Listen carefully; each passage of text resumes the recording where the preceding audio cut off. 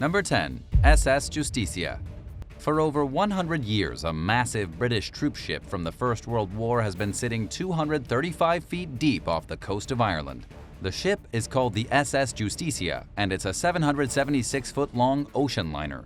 The vessel was originally destroyed by a German U-boat in 1918. It was used by the military as a troop ship, and in July of 1918 was on its way to New York from Belfast without a single passenger on board. It was due to pick some people up, but was snared in a violent German trap before it even made it out of sight of the UK. 23 miles from Skerryvore in Scotland, a group of German submarines fired upon the ship and its escort, a pair of destroyers. Amazingly, the Justicia remained floating for a full day. It didn't sink until the U-boat returned the day after and fired even more torpedoes at the ship. It killed 16 crew members before plunging to the sea floor. It seems that during the first attack, the German sub didn't have enough torpedoes to finish the job and had to go to reload. These days, the ship hasn't moved an inch from where it sunk on that dreadful day. It's rusted, covered in barnacles, and is too far away and too deep for recreational divers to visit. The only people who have gone down to look at the ship are world-class technical divers. It takes about 30 minutes to dive down, but another 5 hours to get back up to avoid the bends. Number 9. Rusted Sherman tanks. The Thomas Donaldson was part of a convoy entering the Barents Sea on March 20, 1945. It was an American merchant ship carrying a huge load of Sherman tanks, as well as other very important supplies for the war effort. It carried over 7,600 tons of general cargo along with 6,000 tons of ammunition. It was a wildly important vessel, and it was very important it reached its destination to get the weapons to the Allied forces. Sadly, as it moved near the shore of Kildin Island off the coast of Russia, it was attacked by a group of U-boats. A torpedo struck the engine room, 1 officer was killed, 2 crewmen were instantly blown apart, and the engines were destroyed. The captain had no choice but to order everyone into the lifeboats, for the ammunition was at risk of exploding. In the end, the ship sank right there off the coast of the island. Recently, divers discovered the ancient war vessel sitting over 150 feet deep. An exceptionally well-preserved tank was rescued from the ship and brought to the surface. It is well-preserved, but still in pretty rough shape. As of now, it's unknown if it's going to be refurbished or put into a collection or simply sent to a scrapyard. Number 8. Mi-6 chopper in a swamp. There's an Mi-6 war helicopter sitting abandoned in a Russian swamp. It's been there for about 40 years, ever since it crash-landed on August 8, 1981. The helicopter had stopped to refuel at the Kalampur base. It filled up with gas, then took off to go wherever it was going. After about 5 minutes, both engines ceased functioning and the helicopter plunged into the water of the swamp. Nobody was injured, but the helicopter was too seriously damaged to be salvaged. An investigation afterward revealed that the refueling workers at the base had made a mistake. They somehow filled the tank with gas and water, causing the engines to fail. The helicopter is still sitting in the swamp to this day, too heavy for anyone to pick up and not valuable enough for any company to salvage. Number 7. The USS San Diego. Scientists have recently learned what sank the legendary World War I vessel, the USS San Diego. It took 6 visits and the most sophisticated technology, but historians now know exactly what happened. In 1918, it was a German mine that sank the cruiser off the coast of New York, plunging it to the bottom of the ocean. As you probably know already, the U.S. entered the war on April 6, 1917. Over the next year, they transported over 2 million Americans to fight. By the summer of 1918, 10,000 soldiers were landing in Europe every day. Sometimes the transport ships were lost to the enemy, but not too frequently, and the ones that were destroyed were usually destroyed in European waters. That made the sinking of the USS San Diego quite a bit of a mystery, since it was only 8 miles from Long Island. You see, there were no ships spotted in the area. An early inquiry blamed a rogue sea mine, but people wondered if it hadn't been a crew accident, sabotage, or something even more mysterious. It wasn't until a team of investigators were finally able to locate the ship on the bottom of the ocean that they solved the mystery a century later. Researchers now believe that it was the German submarine U-156 that laid the mine that sank the ship. During U-156's 13 months active in the war, it was responsible for sinking at least 44 Allied ships. What's your favorite maritime mystery from war? Let us know in the comments below and be sure to hit subscribe before the end of the video. Number 6. The Ghost Fleet. Mallows Bay is the graveyard of the Ghost Fleet, a marine sanctuary in Maryland rich in wildlife and native plants. This place has an abundance of fish. There are beavers and otters and even wild deer running around. It also happens to be home to historic shipwrecks from the American Civil War.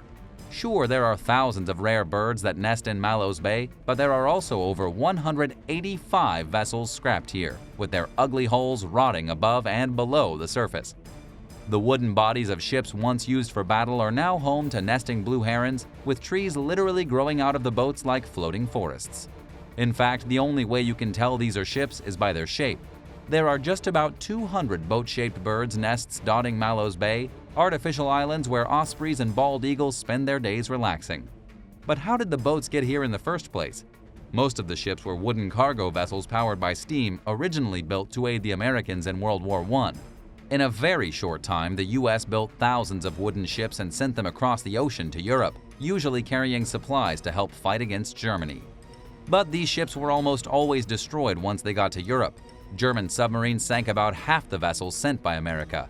Then in 1918, the war was over and there were a lot of ships left unusable. So the majority of the fleet was brought to Mallows Bay, where they were stripped of any important metal or reusable parts and left to rot. Number 5. World War II Japanese submarine. There's a strange new VR experience bringing to life the wreckage of a Japanese submarine that was blown up twice. It's called the I-124 submarine, and it's sitting on the bottom of the ocean 50 nautical miles from the Australian city of Darwin. It's considered a protected war grave because 80 crewmen were on board when it was blown to pieces by Allied forces in 1942. Being a protected war grave means that nobody's allowed on the ship. The corpses of the crew, if they haven't been picked apart by sea life, are technically buried inside the twisted metal of the vessel. This is why the VR experience is so interesting. According to maritime archaeologist John McFarthy of Flinders University, the experience really gives people the chance to see an amazing piece of World War II wreckage up close. And they don't even have to get wet. The experience was created by using historical plans for the ship, photographs, and high-tech scans. As for being blown up twice, that's a bizarre story. Salvagers discovered the wreckage in 1972 after searching for it for 6 weeks. Even though the Japanese government already considered the wreckage a protected grave, the salvagers wanted to pick the wreck apart and sell the metal. They believed they could get around $10 million for the scrap. However, the Japanese government wasn't having any of it. The salvagers were so angry that they bombed the ship in an attempt to force negotiations. But it didn't work, and the salvagers were forced out of the sea. Number 4. Sunken machine guns. 3 machine guns were discovered in the water off Australia's Sunshine Coast. According to the Queensland Air Museum, the guns likely came from a World War II airplane, probably an American Vought Corsair fighter. No one knows exactly where the airplane is, but chances are it can't be too far from its guns. The weapons were originally found after getting tangled in some fishing nets off Point Cartwright along with a section of the wing. The guns are .5 Browning machine guns, 100% American. What were they doing off the Sunshine Coast? Museum President Cliff Robinson says that after the war was over in the Pacific, the Americans didn't have much more use for their old and outdated aircraft. So they simply dumped them in the ocean. Dozens and dozens of these flying machines were tossed in the ocean off the coast of Australia, and every now and then one of them is discovered in a fishing net. It's just that this time, only the guns seem to have survived. The rest of the plane is probably broken in fragments on the ocean floor. Number 3. C-130 Hercules. In the country of Jordan off the coast of Aqaba, there is a whole host of sunken vehicles that have been turned into an artificial scuba diving paradise. One of the most recent vehicles to join the ranks was a C-130 Hercules, a massive transport aircraft. But it's hardly the only piece of military hardware that's been submerged around 100 feet deep in the ocean. There are troop carriers, tanks, helicopters, all of them put here to be an underwater museum experience for tourists. While there are obviously other places in the world with more authentic wrecks, like the Chuck Lagoon in the Pacific Ocean, they aren't quite as accessible as here. The cool thing about diving in Aqaba is that you can do it right from the shores of the Red Sea. With a snorkel or a scuba, or even on a glass-floored boat, you can see military helicopters parked on the seafloor and even tanks lined up in battle formation among the coral. Number 2. Aircraft carrying submarine. The Imperial Japanese Navy once had a mega submarine, a true beast of an underwater vehicle that was even able to carry aircrafts. It was an aircraft carrier that could also submerge itself entirely underwater and move through the waves like a shark. It was called the I-400, and it was lost in 1946 when U.S. forces captured it, destroyed it, and let it sink to the bottom of the ocean off the coast of Hawaii. But after all this time, the I-400 has finally been discovered. It was found hiding under 2,300 feet of water near the southwestern coast of Oahu. The discovery was thanks to Terry Kirby from the Hawaii Undersea Research Laboratory. He's been in the business of discovering sunken treasure since 1992, and this was his latest project. But just how big is the I-400? The wreckage is longer than a football field. They called this submarine the Sentoku class, and it was the biggest ever built up until nuclear-powered subs came along in the 1960s. It had a massive range of 37,500 miles, capable of traveling around the world 1.5 times without refueling. To this day, such an impressive travel capability has not been replicated by any other diesel-electric submarine. Plus, it was able to hold up to 3 folding-wing float planes, which could be launched by a catapult immediately after the submarine resurfaced. Each of these planes was able to carry an 1,800-pound bomb with enough range to easily be dropped on the U.S. mainland. Number 1. The HMS Hood. The Belle from a World War II battle cruiser was recently recovered from the bottom of the North Atlantic Ocean. It was thanks to none other than Microsoft billionaire Paul Allen, who led the expedition to discover the remains of the British battlecruiser the HMS Hood. It was May of 1941 when the battlecruiser was in hot pursuit of the deadly German battleship the Bismarck. The Bismarck had been like a shark in the ocean, attacking American ships as they tried to send supplies to Great Britain. It was an absolute terrorizer of the sea and a major issue for supply lines. So the HMS Hood committed to taking down the evil German ship once and for all. But just 15 minutes after the Hood fired at the Bismarck, it suffered a direct hit.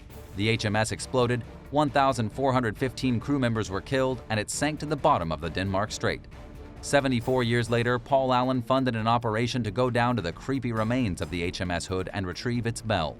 They had to use a remotely operated vehicle launched from Allen's personal yacht, but the project was a huge success. The bell was handed over to the Ministry of Defense and Royal Navy as a gift to commemorate the fallen sailors. Thanks for watching. What's your favorite sunken vehicle from wartime? Let us know in the comments below and don't forget to subscribe.